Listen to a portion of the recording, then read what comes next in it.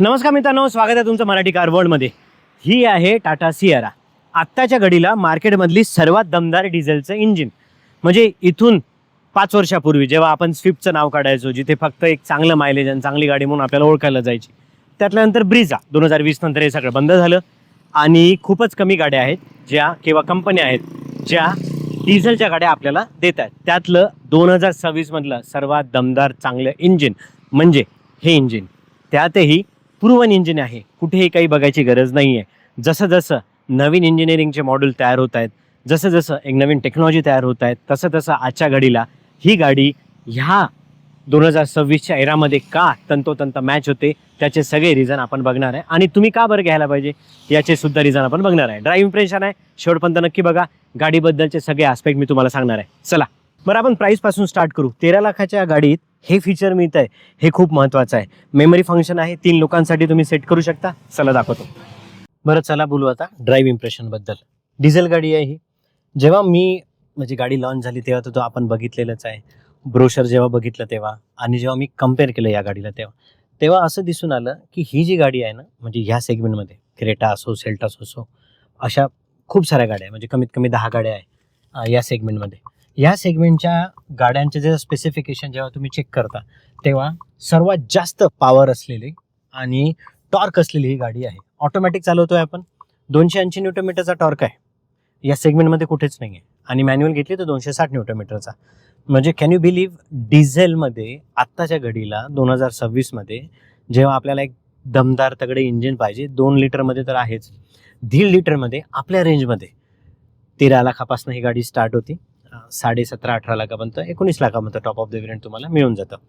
तिथे तुम्हाला ह्या ज्या गोष्टी मिळतात त्या खूप महत्त्वाच्या आहे. स्पेसिफिकली पॉवरबद्दल बोलतो मी. आता बोलू ओव्हरऑल सिटिंग कम्फर्टबद्दल. मी जसं तुम्हाला बोललो, मेमरी फंक्शन आहे, 3 लोकांसाठी तुम्ही ऑलरेडी सेट करून ठेवू शकता. व्हिजिबिलिटी बघा, सगळं दिसतंय, पुढचं मागचं, ठीक आहे. आणि ऑटो डिमिंग ORVM आहे. आणि स्टान्स बघा माझा कमांडिंग आहे, दोन्ही साईडचे बोनेट मला दिसतं, त्यामुळे कंट्रोल राहतो, कळतं की काय चालू आहे, पुढे मागं दिसतंय सगळं आणि तुम्हाला कंट्रोलमध्ये असल्याचा फीलसुद्धा येतो. बाकी सेफ्टीच्या बाबतीत बोलायची काही गरज नाही आहे. ही पहिली अशी गाडी होती भारताच्या, म्हणजे ग्लोबल एनकॅपमध्ये असो किंवा भारताने प्रेझेंट केलेली. दोन्ही सियारा एकामेकांसोबत कोलॅप्स केल्या होत्या. ही जी क्रॅश टेस्ट आहे ना, ही आगळीवेगळी क्रॅश टेस्ट होती. म्हणजे काय, जर गाडी कोलॅप्स झाली तर तुमच्या गाडीला काय काय होऊ शकतं किंवा तुम्ही कसे वाचू शकता, हे खूप जास्त महत्त्वाचं आहे. आणि आत्तापर्यंतची सेगमेंटमधली सर्वात जास्त क्रॅश टेस्ट सेफ्टी रेटिंग घेऊन आलेली गाडी होती. आता बोलू कम्फर्ट बाबतीत. कम्फर्ट याच्यासाठी, कारण फक्त ड्रायव्हरचाच नाही, बाकीच्या घरातले जे लोक बसतात ना त्यांचा पण कम्फर्ट खूप महत्त्वाचा असतो. जेव्हा आम्ही या गोष्टीबद्दल बोलतो तेव्हा खूप कमी गाड्या आहेत जिथे मला असं वाटू शकतं की ह्या गाड्या आहे, ह्या गाडीमध्ये मी बिंदास्त बसू शकतो आणि बिंदास्त माझी जर्नी करू शकतो. त्यातली एक म्हणजे टाटा सियारा. बरं, त्याचं रिझन पण आहे. सिग्नल लागलाय, थोडंसं अजून एक्सप्लेन करू या बाबतीत.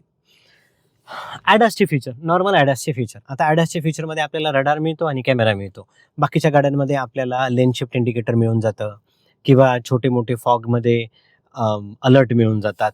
ह्याचं महत्त्वाचं एक फीचर तुम्हाला सांगतो. समजा आता ह्या रस्त्याची स्पीड जी आहे ती आहे 80 किलोमीटरपर्यंतची, माझी गाडी आहे 90 किलोमीटरला. तर सर्वात पहिले तर मला एक अलर्ट येईल. अलर्ट याचा येईल की इथे अलर्ट येईल की तुमची स्पीड जास्त आहे. दुसरं, त्याच्यानंतर डाऊन शिफ्टिंग चालू होतं गाडीचं. म्हणजे काय की जर 90च्या स्पीडला गाडी आहे तुमची आणि 80 आहे, रडार काय करतं, ते जे बोर्ड लावलेले असतात ना, ते बोर्ड ॲक्सेस करतो, बघतात आणि तुम्हाला एक बेस्ट आउटपुट द्यायचा प्रयत्न करतात. ठीक आहे. आता असं होऊ शकतं की ग्रामीण भागात गेलो, बोर्ड ॲक्टिव्ह नाही आहे, बोर्ड नाही आहे, पडलेले आहे. ठीक आहे. तर मॅपलवरनं जे ऑलरेडी इंटिग्रेट केलेले आहे गाडीसोबत, ते काय करतात, तिथे ऑलरेडी सेव्ह केलेले आहेत. जरी बोर्ड नसेल, 70 किलोमीटरची रेंज, जसं आता आपण लोणावळ्या घाटातलंच कन्सिडर करू, तिथं 20च्या आणि 30च्या स्पीडनी गाडी पाहिजे, विसरून जातो कधी कधी आपण, मग चालान लागतं आणि चालान आहे 2000चं. ठीक आहे. आता जर तुम्ही सियारामध्ये आहात आणि तुम्ही हे फीचर जे आहे ते ॲक्टिवेट केलं तर त्याचा एक फायदा तुम्हाला काय होईल माहिती आहे, तुम्हाला ते जे फीचर आहे ते फीचर ॲक्टिवेट झालं की तुमची गाडी जिथे ते बोर्ड लागलेलं आहे त्याच्यानुसार रडार डिटेक्ट करतं आणि त्या स्पीडवर तुमची गाडी घेऊन. आता अशी किती फीचर आहे, असे 21 फीचर आहे. 21 फीचर आहे. पॅडल शिफ्टरवर आहे. तुम्हाला असं वाटलं की गाडी खूपच लॅग जाणवते आहे, म्हणजे खूप कमी स्पीडमध्ये आहे, तुम्ही पॅडल शिफ्टर आणि स्पीड पण वाढवू शकता. ठीक आहे. अशी 21 ॲडासचे फीचर आहे जे तुम्हाला प्रत्येक जागी हेल्प करणार आहे, मदत करणार आहे. बाकी ओव्हरऑल कम्फर्टबद्दल झालं. आता बोलू मायलेजबद्दल. 150 किलोमीटरपर्यंत गाडी चालवली मी, पण ती गाडी वेगळ्या पद्धतीने चालवली. ती अशी की मला शूटसाठी गाडी दुसरीकडे घेऊन जायची होती आणि तेव्हा मी नेमकं मीटर सेट केलं नाही आहे. पण नंतर मी टॉपअप केलं. ब्रीमपर्यंत मी ऑलरेडी डिझेल भरलं होतं, टॉपअप केलं तेव्हा 18.5 पर्यंतचा ॲव्हरेज मला मिळाला. त्यातनं सिटी ट्रॅफिक होतं, म्हणजे पुणे पिंपरी चिंचवडचा असो, आणि मग मी भोसरी थ्रू बाहेर पडलो आणि तेव्हा मला 18.5 म्हणजे 19पर्यंतचं मायलेज मिळालं होतं. बरं, आता इंटरनल कम्फर्ट तर झालं, आता एक्सटर्नल कम्फर्ट बोलू. एक्सटर्नल कम्फर्ट म्हणजे सस्पेन्शन, एफ डी डी म्हणजे फ्रिक्वेन्सी डिपेंडंट डॅम्पर. ही एक टेक्नॉलॉजी आहे, हायलाइटेड टेक्नॉलॉजी आहे, कारण पूर्ण सेगमेंटमध्ये कुठेच नाही आहे. आता याचं महत्त्व काय आणि कशी काम करते. एफ-डी-डी म्हणजे फ्रिक्वेन्सी डिपेंडंट डॅम्पर काय करतं, सेन्सर थ्रू सेन्स करते की तुमची गाडी सिटीमध्ये आहे किंवा हायवेला आहे. तर सिटीमध्ये कसं ओळखणार आहात तुम्ही, हे तुम्हाला जे बारके जर्क बसतात तर किंवा मग स्पीड ब्रेकर आहे, हे काय करतात, हे इंट्रोस्पेक्ट करतात, बघतात. हे रेट्रोस्पेक्ट करून गाडीनं स्वतःला ॲडॉप्ट करते. म्हणजे काय, म्हणजे ते पर्टिक्युलर 30 ते 40% जे सस्पेन्शन आहे ते स्मूथ करते गाडी. कारण तुम्हाला सिटी ट्रॅफिकमध्ये चालायला लागतं, स्पीड ब्रेकर असतात कंटिन्युअसली, मग तुम्हाला काय पाहिजे, तुम्हाला स्मूथनेस पाहिजे, म्हणून तुम्हाला त्या डॅम्पर जे आहे ना ते कन्वर्ट करतं आणि ती पर्टिक्युलर फ्रिक्वेन्सी शॉक ॲब्झॉर्बरची सेट करून तुम्हाला स्मूथनेस देतो. बरं, हे हायवेला गेल्यावर कसे चेंज होतात, समजा आता पर्टिक्युलर लेवलपर्यंत तुम्ही स्मूथ चाललेत, कुठला स्पीड ब्रेकर नाही आहे, काही नाही आहे, मग ते फ्रिक्वेन्सी चेंज होती आणि त्याला स्टिफ बनवते. स्टिफ म्हणजे काय, थोडासा कंट्रोल राहतो, ठीक आहे. सस्पेन्शन स्टिफ बनवतात आणि तुम्हाला एक रोबस्ट परफॉर्मन्स देतं. रोबस्ट त्याच्यासाठी कारण तुम्ही कंटिन्युअसली एका किलोमीटरमध्ये किंवा विशिष्ट किलोमीटरमध्ये तुम्ही कंटिन्युअसली चालणार आहात. हे खूप महत्त्वाचं आहे याच्यासाठी, कारण गाडी सेन्स करते आहे तुमच्याप्रमाणे, तुम्हाला पाहिजे त्याप्रमाणे, आणि तसं तुम्हाला वोलाटाईल नेचर जी गाडी देते ना ते तुम्हाला सेट करून देतं. शेवटी आपल्या फायद्याचंच आहे. आता बोलू फायनल वर्डिक करायच्या आधी माझं ऑब्झर्वेशन. मला ना डिझेल गाडी आवडते, मी सांगतो का बरं. तो रोबस्ट परफॉर्मन्स आहे, जे मॅनली ग्रंट फिलिंग जी पाहिजे असते ना ते गाडी डिझेलमध्येच मिळतं. आता सर्वसामान्यासाठी विचार करू, तुम्ही जर रोज जाऊन येऊन 30 किलोमीटर 40 किलोमीटर जर होत असेल तुमचे रोज रेग्युलर यूजला, तर तुम्ही डिझेलच घ्यायला पाहिजे. आता एक टेक्निकल पर्स्पेक्टिव्ह बघा. टेक्निकल पर्स्पेक्टिव्ह म्हणजे 30 किलोमीटरच्या आत जाऊन येऊन तुमचं होत असेल तर तुम्ही पेट्रोल घ्या, कारण तुमची गाडी तशी चालणार नाही आहे, ठीक आहे. मग सॅटर्डे संडे जर तुम्ही निघत असाल आणि 400 किलोमीटर जाऊन येत आहेत, तर सरासरी काढली 8 दिवसाची तरी ते सारखंच होतं आहे. 728 280 किलोमीटर. बरं, रोज तुम्ही 30 किलोमीटरच्या आत जाऊन येऊन करता किंवा 30 किलोमीटरच्या वर जाऊन येऊन करता आणि सॅटर्डे संडे तुमची गाडी निघणार आहे, तर गाडी तशीच न्यूट्रलाइज होऊन जाईल चालवण्यावरनं. तिथे फायदा काय होईल, तिथे फायदा होईल ॲव्हरेजचा. साधारण 18.5च्या वर 19च्या वर गाडी हायवेला मायलेज देते. गाडीचं वजनही तसंच आहे, 1.5 लिटरचं इंजिन आहे. त्यातही तुम्हाला सिटीमध्ये 16पर्यंतचा ॲव्हरेज मिळेल, जे ॲव्हरेजसुद्धा तुम्हाला परवडण्यासारखं आहे.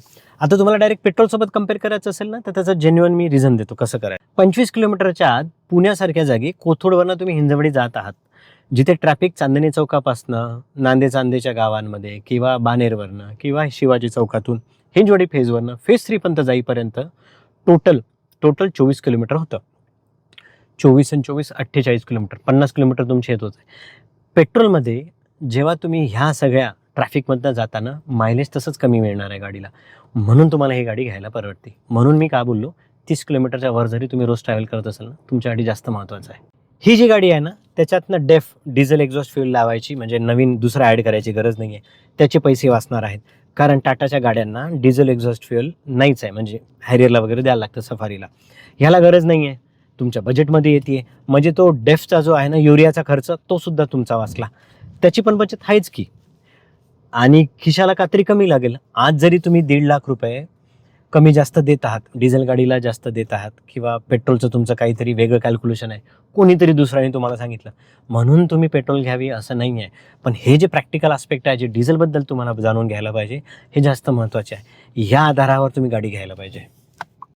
हा होता डिटेल वॉक अराउंड.